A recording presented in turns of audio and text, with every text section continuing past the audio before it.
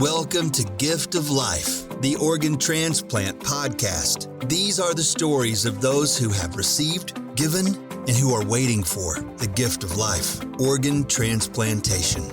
Now here's your host and heart and kidney recipient, BJ Odom. Welcome to Gift of Life, the Organ Transplant podcast, where we explore the extraordinary world of organ transplantation. I'm your host, BJ Odom. Each week, we share inspiring stories and introduce you to remarkable individuals sharing their very own transplant stories. Be sure to support the podcast by leaving that 5-star review and subscribing on your preferred podcast platform.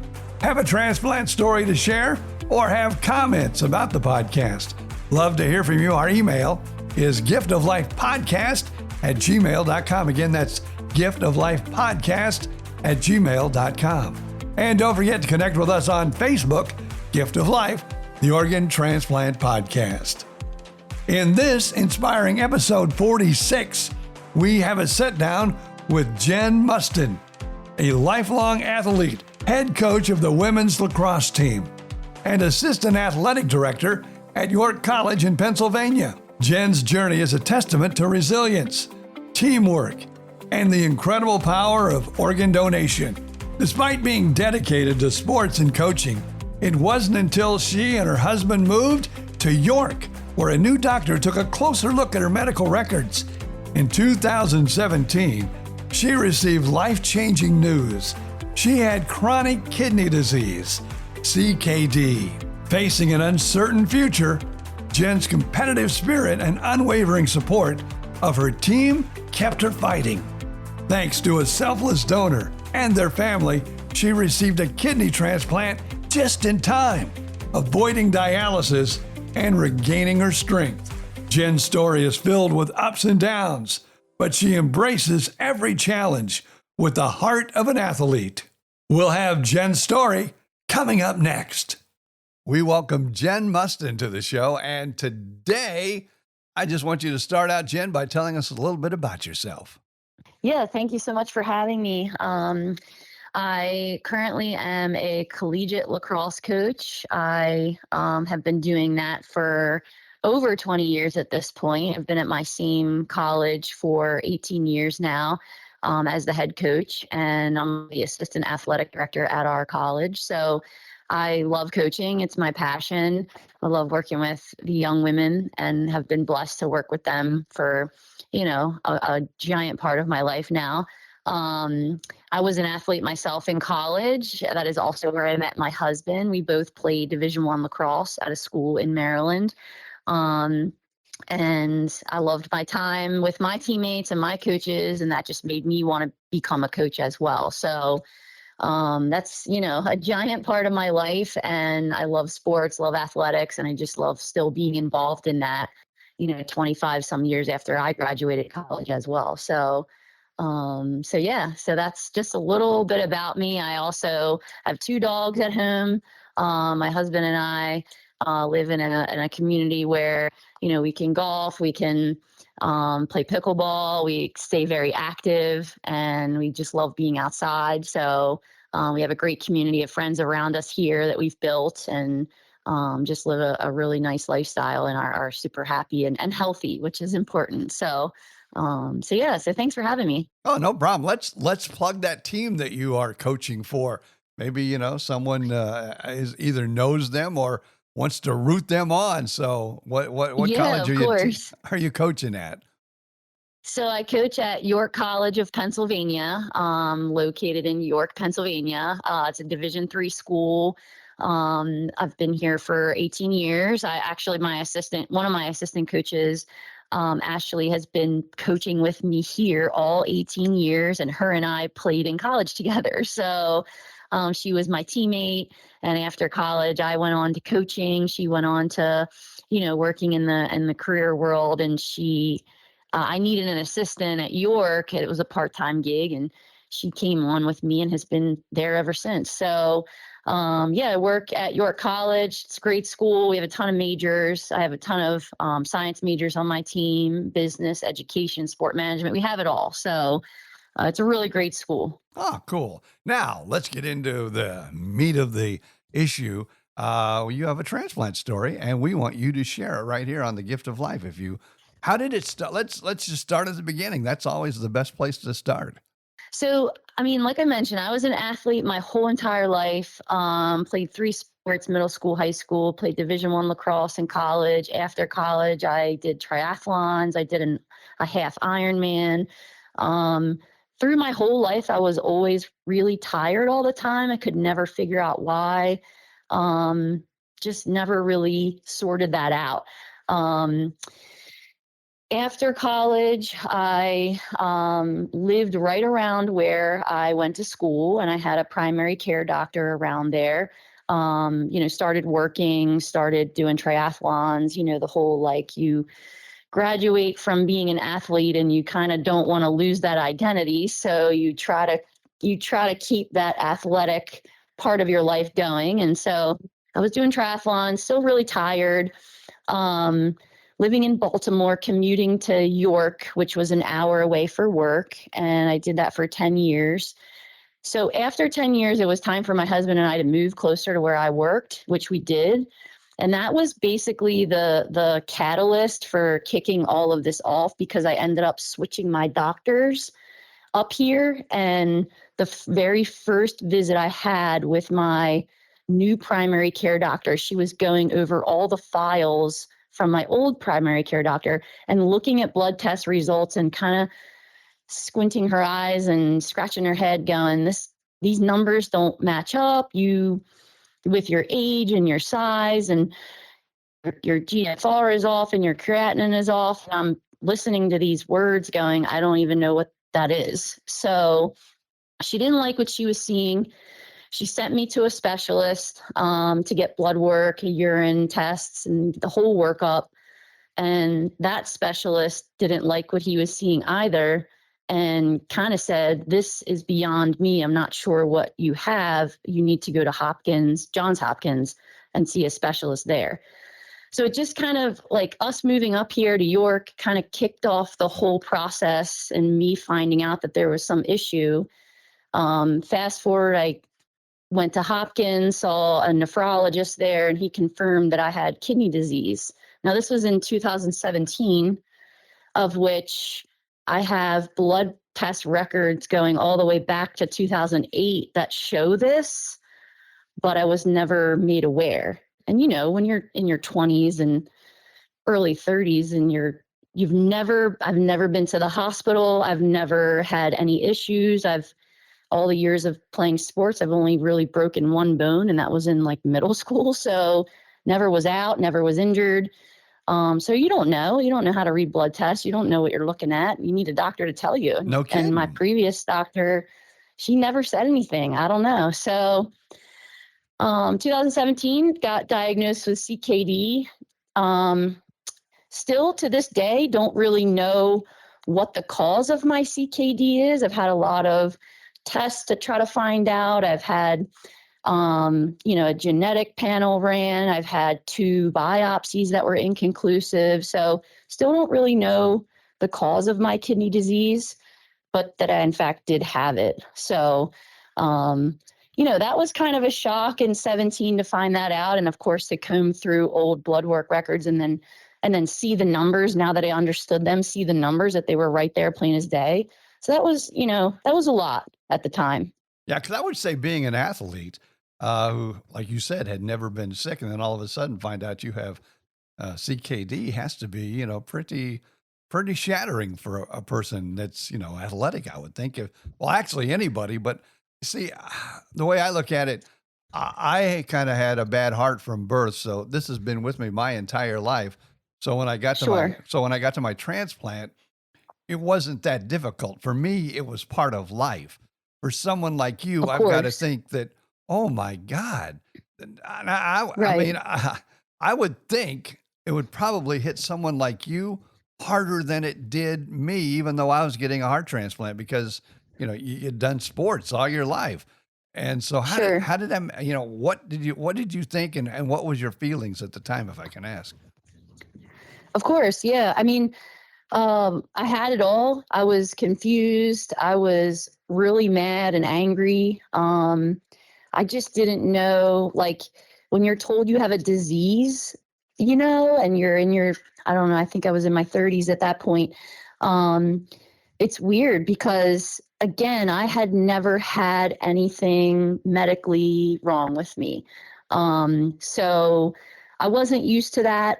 I was always very healthy, very active, never had a worry or a stress about that. And now all of a sudden I had this great stress on my shoulders of a medical issue. I'd never experienced anxiety like that before. When you have something personally wrong medically, that's just a whole nother level of anxiety and worry that I had never experienced. So it was hard. I'm a super private person, and I actually chose for 6 years not to tell anyone about this except for my husband and his parents and my parents, but like no one else. Not saying that's a healthy decision, but that was just me and my way of dealing with it. I felt like at the time we were just, so there was no real need to like blast it everywhere. And plus two, like, I just wanted to carry on with my life. I didn't want to be sitting around all day worrying about this. I just wanted to forge ahead. And I'm the type of person where I'll just figure it out when it comes along. Like, I'll deal with it when it comes. Mm-hmm. And that was kind of my approach. So it was really hard, and it just got harder once I had to put it out there. Once I started getting to the point of needing an organ, it got harder from there. So, which I'm sure you understand. Yeah, definitely. So now you find out you need this organ. Did you have to go on dialysis? And how was that experience when you first learned that you needed dialysis? Right. So from 2017 to 2022, we were monitoring, as you know, with a nephrologist. And about 2022 is when I started to get into the range where I could be accepted at a transplant center. So my GFR became below 20. Um, my goal and my nephrologist knew this, we talked about it every single visit, was to get a preemptive transplant. I did not want to go on dialysis. I am this healthy person that's still working out 5 times a week. I coach, so I'm on my feet 2.5 hours a day outside with the players. Um, in between times, I'm in and out of my office, onto the field, off the field. So, like, I didn't have any changes in my lifestyle, and I didn't want that. I didn't want to go on dialysis because of all the health complications that come from that and the aftermath. I knew that a preemptive transplant, you can potentially recover better and faster if you're not on dialysis. So all those things I just wanted to have happen. And it's not really in my control, but that was my goal. So, and I also wanted to look for a living donor just because of my age and the fact that it's possible that I'll need to do this again in so many years. So I wanted the organ to last as long as possible. And so I was looking for a living donor. But to my surprise, in the summer of 2024, I got a random phone call from the hospital saying they had a donor, basically a deceased donor offering. And I had never considered that could happen because I was just on this 2-year path of trying to find a living donor. Mm-hmm. So I was hit with this phone call in the middle of the day in the summer, and I panicked. And luckily my husband was home. And, I don't know, that getting that phone call is super surreal. I wasn't prepared for it. We ended up not taking the offering just because of some of the medical things that didn't line up. And my nephrologist wasn't too happy about like the circumstances surrounding that offering. So we turned it down. But that made me realize that I could get this phone call again and to be like mentally and physically ready for that. So that's what happened again. Fast forward to February 9th, 2024. So like 11:30 at night, I'm watching a movie with my friends in the basement, and I get the same phone call. So this time the match was much better. The circumstances were much better. And even though I wanted a living donor, my GFR was dropping, my creatinine was raising. My nephrologist said like he didn't know if, like how much longer I would go until I needed dialysis, which I did not want. So I took the offering. I said yes. We went to the hospital and got it done. Well, and now, were you still being very athletic at the time and coaching, or had you slowed down? Because what my next question is going to be, being athletic and being somewhat strong, I wouldn't doubt that kind of helped you through the surgery too. Did that, or did it not? Oh yeah. Oh yeah. So as soon as I found out that I needed a transplant, this was in 2022. I got a gym membership, started going 4 to 5 days a week. And for 2 years, that's what I did because I wanted to be ready. I wanted my body to be ready. So I got in really good shape. I was super strong. I was also super thin because, the disease is like tearing you down and the food is an issue because there's a lot you can't eat. But my body was ready. I got myself ready physically. I had never, like leading up to the transplant, I actually increased the amount of days I was working out. I was working out 5 days a week, sometimes 6. So I did not slow down. I was coaching, like we had practice that day because we were in season. We had practice that day. I came home, like I said, started watching a movie. We actually had a game the next morning. I was planning on getting on the bus with my team to go to an away game. But I couldn't do that obviously because I had to go to the hospital. So nothing slowed down. I went in for surgery on Saturday at 5:00 p.m. and I was being discharged on Tuesday at like 1:30. So wow. so I was only in the hospital for like 72 hours or so. Went home and like I'm very blessed. Everything went super smooth. I had no real serious complications. They told me not to go back to work until May 15th with my team. And I went back to work like this isn't recommended, but I'm super competitive. There's no way my team is in season. This is my job. This is my passion. There was no way I was going to let a whole season go by without coaching my own team and my own players and the people that I brought to York to compete. So I went back with them like a month later. Well, let me ask you this too. Now, at the point of your transplant, did you, because you said you wanted to kind of keep it to yourself in the beginning, did your team know you were in maybe need of a kidney at the time, or did you shield that from them? They did. They knew. I got to the point where I couldn't keep it from them because I'm very close with them. I care a lot about them. And it was too heavy to keep it a secret from them because I see them every single day. It just was too much. So I think in 2022, when I had to make it public because I was searching for a donor, before I did that, I met with the team in the locker room and told them. So they knew. The support from them and from their parents started immediately. They did a lot of little and big things along the way to support me and help me. So yeah, they did know and they were prepared. And I had actually, before last season started, I sat down with my coaches and basically the team and kind of warned them and said, this could happen at any moment. I want you guys to be ready. If I get a phone call and have to go, I'm going. And the assistants will take over. Everybody's prepared. We've set everything up. You guys are going to be good. And so I warned them. And then, sure as heck, that's what happened. So, I don't know why I'm envisioning this, but, being the athlete that you were and everything else, I can just see that, it was almost like a game. I mean, not like a game, but it was a game to you. You knew that you had to get to the finish line. And I wouldn't doubt all that training actually really helped you through. It did. Yeah. Like I said, I wanted to be physically ready. I don't know mentally if you're ever ready, but physically I wanted to be ready. I did not want to have complications. I wanted to be back at it as quick and as safely as I could. And I'm just super stubborn and competitive.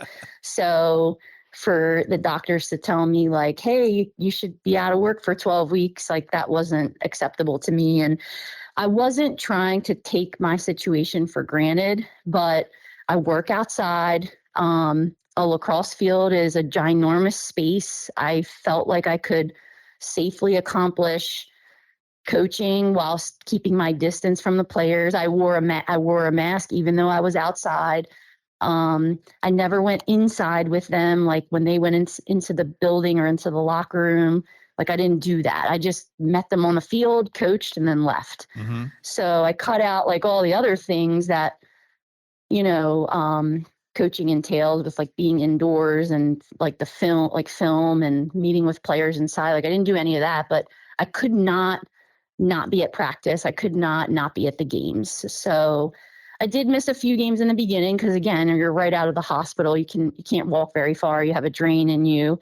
But after all that was out and I could walk pretty well, I was back, by mid-March and taking it really slow and being very safe and very careful and keeping my distance, but I had to be there. How were your players when you came back? I know they were excited, but like you said, their support in the beginning was tremendous. How did they react that first day that you walked back into ready to coach? Yeah, I don't know. I think they were shocked, but at the same time, they know me and they know that I'm just going to like push myself to the max. And they probably weren't surprised. I visited them I visited them at practice several days after I got out of the hospital just for like a quick visit, not to coach or anything. And so they were all kind of standing around in like a half of a huddle. And I was like a little bit of a distance away from them, like talking to them. And I said, do you guys want to see my drain in my incision? And they were like, yeah. So I kind of like scooted my waistband down and showed them. And I have a lot of nursing majors on the team. So they were like really fascinated. And I don't know. I think it was just kind of like, this is typical coach. Like she's just going to be here no matter what the doctors say. And so they were probably a little nervous for me, but at the same time, like probably excited. And they were all very happy for me. They said that I like looked better physically. I had color back in my face. Like they could see a difference. So. Well, how are you feeling these days and how are things going presently then? I feel great. I mean, I don't feel that same tiredness and like, I used to wake up every morning and feel sick. Like I felt like I just ran a marathon. Like I feel like my body was working so hard when I was sleeping back then, that I would wake up feeling sick. And I used to joke with my husband, like, I'm allergic to the mornings because I could never get out of bed. I felt horrible. I felt miserable.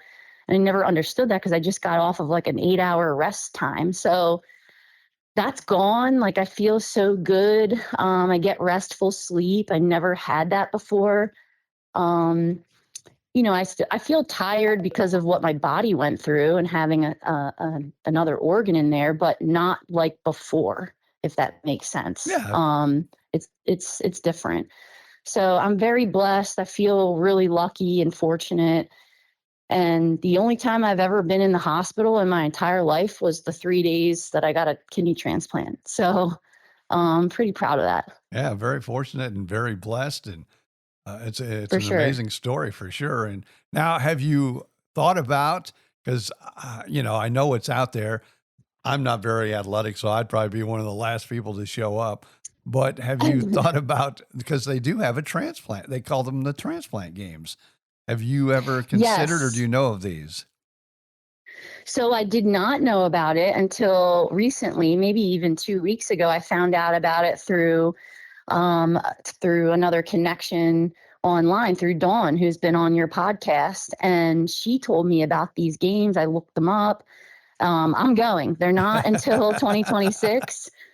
They're in Denver, but I've already been in touch with the people that I need to be in touch with to get on Team Philadelphia, and I'm in. So, I'm definitely going. I can't wait. I'm so happy I found out about it now and not when it was too late. So I'm in on that 100%. Well, I want you to do me a favor. After the games have been completed, or as you're getting ready, or maybe even while you're at the games. It doesn't matter to me, but we definitely have to get you back on, and we'll talk about the games as you get ready for that. That'd be pretty exciting for folks to hear. Yes, I would love that. I'm excited about it like it's happening tomorrow, and it's not happening for, a whole nother year and a half years. So I would definitely love to come on again about that. Awesome. Now have you become, because I know a lot of us, transplant patients are big advocates now for living donations. And I know, you were looking for a living donation. What do you Sure. have to say to people about, donating? I mean, people that might be listening to the podcast, because I get some of the strangest stories. I mean, not strange, but some people just say they wake up in the middle of the night, they go, "Oh, I've got to donate an organ. I got to donate my kidney, or I got to donate a piece of my liver," because that's also, you can be living with that also. Now, are you out there, and even at the school, do you talk about this regularly? Yeah, I could do a better job of that. I have some people that I've met throughout this journey that need kidneys. And I feel like I've tried to do a really good job at helping those particular individuals. Um, but I mean, I guess I would say to people, you know, the decision to give up one of your organs or a piece of your organ is obviously a huge one. Um, but in my opinion, it's an easy way to make the largest impact on someone else's life, save someone else's life while you're able to go on living normally. Um, it's a big decision to make, but it's it's not hard to give up one of your organs to save another person. And by hard, I mean the aftermath for the person. Obviously they have to recover from surgery and kind of adjust in the days and weeks following. But once they get past that, they can pretty much go back to their normal life with little to no restriction. So, it's much harder on the recipient. We have so many things that we have going on after surgery, but it does in fact save our lives. And there's so many people waiting for their life to be saved for an organ.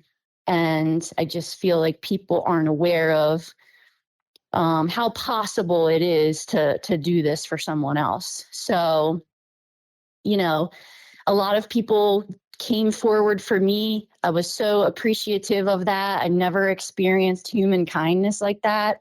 Some people I knew, some were total strangers that were willing to, start the process and get tested. And the testing is not invasive.